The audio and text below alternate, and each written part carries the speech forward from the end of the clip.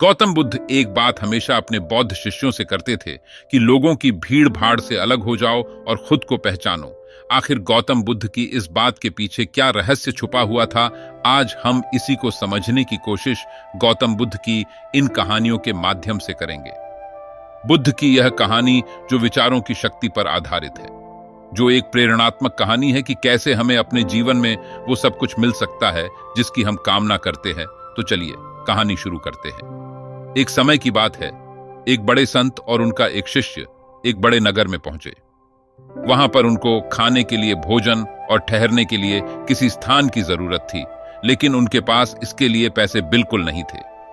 शिष्य को पूरा विश्वास था कि ऐसी अवस्था में उन्हें खाने के लिए भिक्षा मांगनी पड़ेगी और रात को किसी खुले स्थान में ही सोना पड़ेगा। थोड़ी दूर चलने पर जब वो एक बगीचे के पास से गुजर रहे थे, तब शिष्य ने अपने गुरु से कहा, गुरुदेव, यह देखिए, ये बगीचा कितना बड़ा है।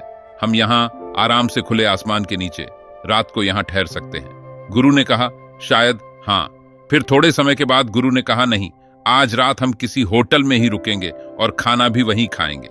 ये सुनकर शिष्य को बहुत हैरानी हुई। उसने कहा, गुरुदेव, पर यह कैसे संभव है, हमारे पास तो इन सब के लिए पैसे भी नहीं है। तब गुरु ने कहा, चलो यहाँ आओ और बैठो।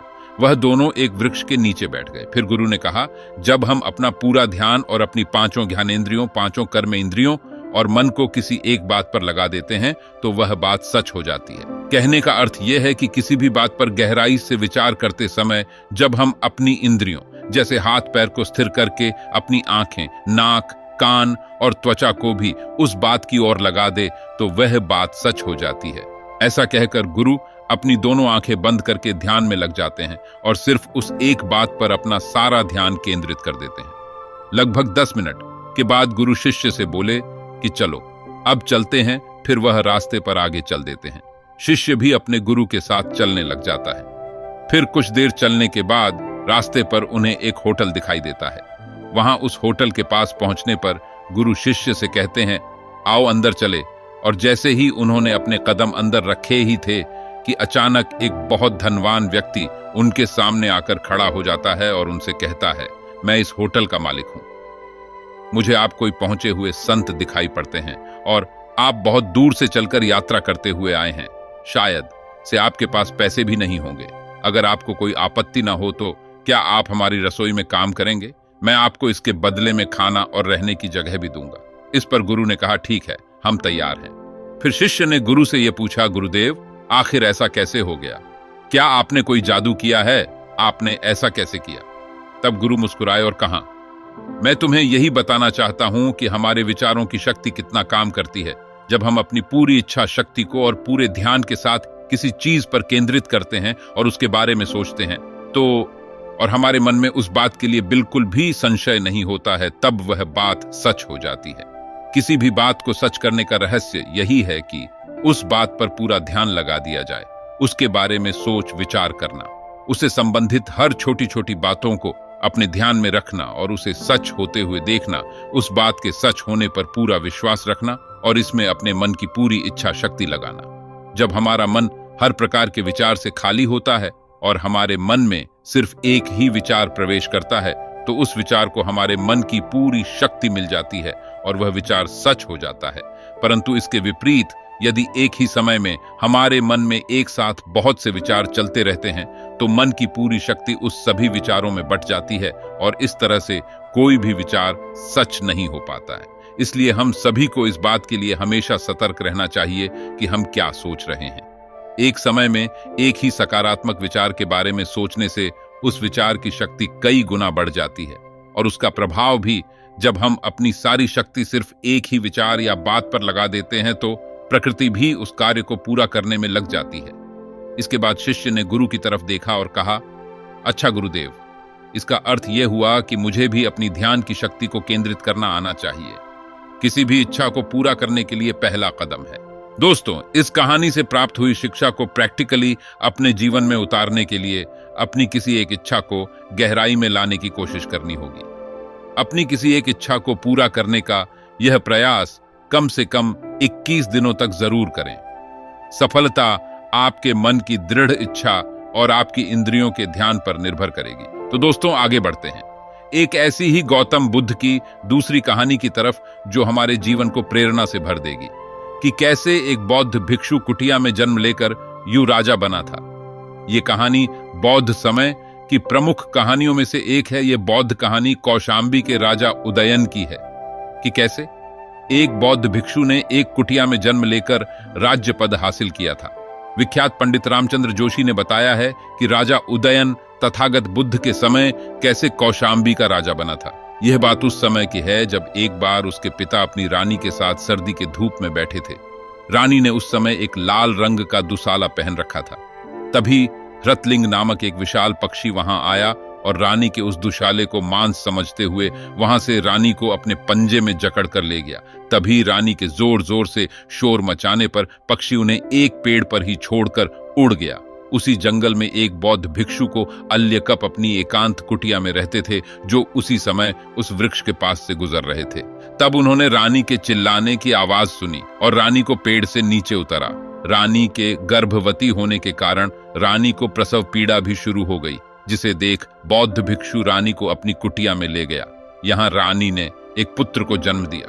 पहाड़ों से घिरी कुटिया में वर्षा के आरतू में जन्म होने के कारण उस बालक का नाम उदयन रखा गया। इसके बाद जब रानी ने अपने राजा पति और राज्य परिवार के बारे में बताया, तब बौद्ध भिक्षु ने ध्यान में रानी के राजा पति के बारे में पता किया, जिसमें उसके पति की मृत्यु की जानकारी मिली। रानी को यह बताने पर वह बिलख बिलख कर रोने लगी और अपने बेटे की सुरक्षा के लिए वह वही कुटिया बनाकर रहने लगी। बौद्ध भिक्षु अलकप को वन्य जीवों को अपने वश में करने वाले हस्तिकांत मंत्र व वीणा वादन में निपुण होने के कारण उदयन भी इसी गुण के साथ बड़ा हुआ। एक दिन बौद्ध भिक्षु ने उदयन से पूछा कि वह क्या बनना चाहता है, एक भिक्षु या फिर एक राजा। इस पर उसने राजा बनने की इच्छा जाहिर करते हुए अपने राज्य में वापस लौटने की मंशा जताई और बौद्ध भिक्षु से आज्ञा लेकर वह वहां से निशानी के तौर पर अपनी मां की दुशाला और पिता की अंगूठी साथ ली और हस्तिकांत मंत्र से सैकड़ों हाथियों को इकट्ठा कर अपने साथ कौशांबी ले गया। रास्ते में वह यह भी घोषणा करता हुआ गया कि जिसे भी धन वैभव चाहिए उसके साथ हो जाए। यह सुनकर सैकड़ों युवक उसके साथ हो गए। इसके बाद उदयन के हाथियों और युवकों ने कौशांबी को घेर लिया और उसके नगर के शासकों को संदेश भेजा कि उसके पास रानी का दुशाला और राजा की अंगूठी है और वह एकमात्र पुत्र होने के नाते इस राज्य को पाने का अधिकारी है। यह सुनकर किसी ने भी उसका विरोध करने का साहस नहीं किया और कौशांबी नगर के द्वार उसके लिए खुल गए। राज पुरोहित ने उसके माथे पर तिलक कर उसे कौशांबी का राजा नियुक्त किया। तो चलिए हमारी गौतम बुद्ध की तीसरी कहानी की तरफ कि कैसे ये कहानी एक क्रोधी व्यक्ति का जीवन बदल देती है। एक दिन जब गौतम बुद्ध अपने सभी शिष्यों के साथ एकदम शांत बैठे हुए थे, उन्हें इस तरह शांत बैठे हुए देख के वहां उपस्थित सभी शिष्य चिंतित हुए कि कहीं बुद्ध अस्वस्थ तो नहीं है। तब एक शिष्य ने उनसे पूछा कि आज वह ऐसे मौन क्यों बैठे हैं, क्या उन सब से कोई गलती हो गई है? इसी बीच एक और शिष्य ने पूछा कि क्या वह अस्वस्थ महसूस कर रहे हैं। इस पर भी बुद्ध मौन रहे। तभी दूर खड़ा एक व्यक्ति बहुत जोर से चिल्लाया, आज मुझे सभा में बैठने की अनुमति क्यों नहीं दी गई है? बुद्ध ने आंखें बंद की और ध्यान मग्न हो गए। वह व्यक्ति फिर से चिल्लाया, मुझे प्रवेश की अनुमति क्यों नहीं मिली? इसी समय एक उदार शिष्य ने उसका पक्ष लेते हुए कहा कि उसे सभा में आने की अनुमति प्रदान की जाए। तभी बुद्ध ने आंखें खोली और बोले, नहीं, वह व्यक्ति अछूत है, उसे भीतर आने की आज्ञा नहीं दी जा सकती। या यह सुनकर शिष्यों को बड़ा आश्चर्य हुआ। बुद्ध उनके मन की भाव को समझ गए और बोले, वह व्यक्ति अछूत है। इस पर कई शिष्य बोले, हमारे आश्रम में तो जात पात का कोई भेदभाव नहीं है, फिर वह अछूत कैसे हो गया? तब बुद्ध ने समझाया, आज वह क्रोधित होकर आया है और क्रोध से जीवन की एकाग्रता भंग होती है और क्रोधी व्यक्ति प्रायः मानसिक हिंसा कर बैठता है। इसलिए वह जब तक क्रोध में रहता है वह अछूत ही होता है। इसलिए उसे कुछ समय एकांत में खड़े रहना चाहिए। क्रोधित व्यक्ति भी इस बात को सुन रहा था और पश्चाताप की अग्नि में तपकर वहां यह समझ चुका था कि अहिंसा ही मनुष्य का परम कर्तव्य है। वह बुद्ध के चरणों में गिर पड़ा और क्षमा मांगने लगा और कभी ना क्रोध करने का प्रण लिया। इस कथा से हमें यह शिक्षा मिलती है कि क्रोधी व्यक्ति क्रोध के कारण अपना अनर्थ कर बैठता है और उसको उसका पश्चाताप बाद में होता है, जिससे उस व्यक्ति को कोई लाभ नहीं मिलता। इसीलिए हमें क्रोध से बचना चाहिए। असल मायने में क्रोधी व्यक्ति एक अछूत की तरह हो जाता है और तब उसे उस समय अकेला छोड़ देना चाहिए। क्रोध करने से तन, मन और धन तीनों की हानि होती है। क्रोध से ज्यादा हानिकारक चीज इस दुनिया में कुछ और नहीं है। तो दोस्तों, चलिए आगे बढ़ते हैं गौतम बुद्ध की चौथी कहानी की तरफ और इससे जीवन से जुड़ी एक और महत्वपूर्ण सीख सीखते हैं। एक व्यक्ति अपने आलस्य से बहुत परेशान होकर गौतम बुद्ध के पास आता है और तथागत बुद्ध से कहता है, मेरे अंदर बहुत आलस भरा हुआ है और इसी आलस्य के कारण मैं जीवन में वह सब कुछ नहीं कर पाता जो जीवन के लिए जरूरी है और महत्वपूर्ण है। इस आलस्य ने मुझे बहुत परेशान कर दिया है और जिसकी वजह से मैं जीवन में आगे नहीं बढ़ पा रहा हूं। कृपया करके मुझे इस आदत से छुटकारा पाने का कोई मार्ग बताएं। इस पर बुद्ध मुस्कुराए और उस आलसी व्यक्ति से पूछा, तुम्हें कैसे पता कि तुम्हारे अंदर आलस्य है?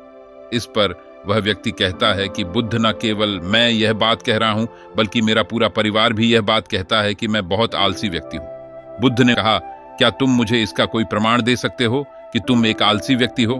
इस पर उस व्यक्ति ने कहा, हाँ बुद्ध, मैं आपको इस बात का प्रमाण दे सकता हूं। तब बुद्ध ने कहा, तो मुझे प्रमाण दो। फिर वह व्यक्ति कहता है, मैं सुबह जल्दी नहीं उठ पाता हूं, जबकि मैं यह जानता हूं कि सुबह जल्दी उठना मेरे लिए शारीरिक और मानसिक रूप दोनों तरह से लाभदायक है, लेकिन फिर भी मुझसे सुबह जल्दी नहीं उठा जाता। इस पर बुद्ध ने कहा, ठीक है, पर क्या तुम्हें पता है कि आलस किसे कहते हैं? इसका उत्तर देते हुए व्यक्ति कहता है कि वह तो मुझे नहीं पता। मुझे या तो ठीक से नहीं पता कि आलस्य क्या है, पर जो भी है बहुत बुरा है। बुद्ध कहते हैं, आलस्य मनुष्य के मन की एक अवस्था है, एक भावना है और एक विचार है जिसे हम जाने अनजाने अपने अंदर पैदा कर लेते हैं। इस पर वह व्यक्ति बोला, पर कैसे? हम यह विचार अपने अंदर यूं ही पैदा कर लेते हैं। इस पर बुद्ध कहते हैं कि आलस्य हमारे अंदर में दो तरीकों से पैदा होता है। पहला है शरीर के स्तर पर, दूसरा मन से जुड़ता है। शारीरिक आलस्य का सबसे पहला कारण है भोजन। जब हम कोई ऐसा भोजन करते हैं जिसमें स्वयं में कोई जीवन नहीं होता, तो वह हमारे लिए बोझ बन जाता है और फिर वही भोजन हमारे अंदर आलस्य पैदा करता है, क्योंकि हमारा शरीर भोजन से प्राप्त ऊर्जा से चलता है और फिर हमारे शरीर को भी वही ऊर्जा मिलती है जो भोजन हम इसे देते हैं। इसलिए अगर आप आलस्य से बचना चाहते हैं तो हमें अपने शरीर में आसानी से पचने वाले भोजन का ही सेवन करना चाहिए और प्राकृतिक रूप से सीधे खाद्य पदार्थों को अपने भोजन में शामिल करना शुरू कर देना चाहिए। और हमारे शारीरिक स्तर पर आलस्य का दूसरा कारण है गलत तरीके से चलना, गलत तरीके से बैठना और गलत तरीके से सोना। गौतम बुद्ध ने अपने सभी शिष्यों की तरफ इशारा करते हुए उस आलसी व्यक्ति से कहा, यदि तुम ध्यान दोगे तो यहाँ उपस्थित सभी शिष्यों के चलने, बैठने और सोने की स्थिति में एक विशेष प्रकार का संतुलन दिखाई देगा। जब यह भिक्षु शिष्य चलते हैं तो उनके कदमों के बीच एक समन्वय होता है और जब बैठते हैं तो उनकी रीढ़ की हड्डी सीधी होती है और उनकी गर्दन थोड़ी ऊपर की तरफ होती है और जब वह सोते हैं तब उनका शरीर पूरी तरह से स्थिर और तनाव मुक्त होता है, जिससे वह गहरी नींद में सो पाते हैं। तब व्यक्ति बुद्ध से पूछता है कि क्या हमारा पर्याप्त मात्रा में नींद लेना भी उतना ही महत्वपूर्ण है? बुद्ध ने कहा, नींद ज्यादा या कम नहीं होती। पर्याप्त मात्रा में नींद लेना शरीर और मन के लिए हमेशा फायदेमंद होता है। यदि हमारा शरीर पर्याप्त नींद नहीं लेता तो अगला दिन पूरी तरह से थकान और सुस्ती से ही गुजरता है। इसलिए पर्याप्त नींद भी उतनी ही जरूरी है। इस पर वह आलसी व्यक्ति कहता है कि हाँ बुद्ध, मुझे भी ऐसा ही महसूस होता है। आलस्य का एक और कारण है सुबह जल्दी ना उठना। इस पर आलसी व्यक्ति बोला, यही तो मेरी समस्या है, मैं सुबह जल्दी नहीं उठ पाता। बुद्ध उस आलसी व्यक्ति से कहते हैं कि तुम जब रात में जल्दी और उचित समय पर सोगे तभी तो तुम सुबह जल्दी उठ सकोगे। बुद्ध ने आश्रम के सभी शिष्यों की तरफ इशारा करते हुए कहा, आश्रम में रात में सोने का एक निश्चित समय तय कर रखा है और इसलिए ये सभी शिष्य रोज सुबह जल्दी उठ पाते हैं। प्रत्येक बौद्ध भिक्षु को अनुशासन का पालन करना पड़ता है और यही अनुशासन उनके जीवन में संतुलन बनाए रहता है। कई लोग अनुशासन को एक बंधन मानते हैं। उन्हें लगता है कि अनुशासन उन्हें बांधता है, लेकिन सच तो यह है कि अनुशासन हमें बांधता नहीं बल्कि मुक्त करता है। यदि तुम शारीरिक रूप से आलस्य से छुटकारा पाना चाहते हो तो खुद को अनुशासित रखो और प्रतिदिन एक निश्चित दिनचर्या का पालन करो। इस पर आलसी व्यक्ति कहता है कि इसके लिए मुझे यह कहां से शुरू करना होगा। बुद्ध कहते हैं कि सही प्रकार का भोजन करने से, उचित तरह चलने से, बैठने से सोने से और एक निश्चित दिनचर्या का पालन करने से तुम भी अपने आलस्य को दूर कर सकते हो। अभी से शुरू करो, उस पर ध्यान दो, तुम जो भी कर रहे हो और उसे ठीक से कर रहे हो। दूसरा कारण है मन। मन के स्तर पर आलस्य का पहला कारण है हमारी पुरानी मंगढ़ंत धारणाएं। जब हम अपने आप को किसी काम के लिए सक्षम नहीं मानते, तब हमारे अंदर आलस्य पैदा हो जाता है। अगर हमारे मन ने यह मान लिया है कि पिछली बार की तरह इस बार भी हम इस काम में असफल होंगे, तो हम उस काम को करने में आलस्य करेंगे, जबकि हम यह नहीं समझ पाते कि पहली बार के प्रयास और इस बार के प्रयास में बहुत अंतर है। अब हमें इस बात से कोई फर्क नहीं पड़ना चाहिए कि हम पहले क्या थे। हमने पहली बार की कोशिश से भी बहुत कुछ सीखा है। इस तरह की मानसिक विचारों से बचने के लिए सबसे पहले खुद पर विश्वास करना सीखें। मानसिक आलस्य का दूसरा कारण है छोटी सोच वाले और आलसी लोगों की संगति। कई बार ऐसा होता है कि हम खुद आलसी नहीं होते, लेकिन कमजोर लोगों के साथ रहते रहते हम खुद भी आलसी और कमजोर बन जाते हैं। इसलिए हमें अपने जीवन से सबसे पहले इन आलसी और कामचोर और दुष्ट लोगों की संगति में रहना बंद करना होगा। किसी काम को कल पर टालना ये मानसिक आलस्य का तीसरा सबसे बड़ा कारण है। इसकी शुरुआत में हमें इसका एहसास नहीं होता, लेकिन धीरे धीरे हमारे अंदर ये आदत स्थायी रूप से जगह ले लेती है, और एक ही आदत किसी भी मनुष्य के जीवन को बर्बाद करने के लिए काफी होती है। इसलिए जो काम आज में करना संभव हो, उसे कभी भी कल पर ना टालें। अगला कारण है अपने लक्ष्य के प्रति स्पष्ट ना होना। मानसिक आलस्य का एक प्रमुख कारण है लक्ष्य की अस्पष्टता। बुद्ध कहते हैं, मान लो यदि तुम किसी रेगिस्तान में फंस गए हो और तुम्हें बहुत प्यास लगी हो, तब तुम क्या करोगे?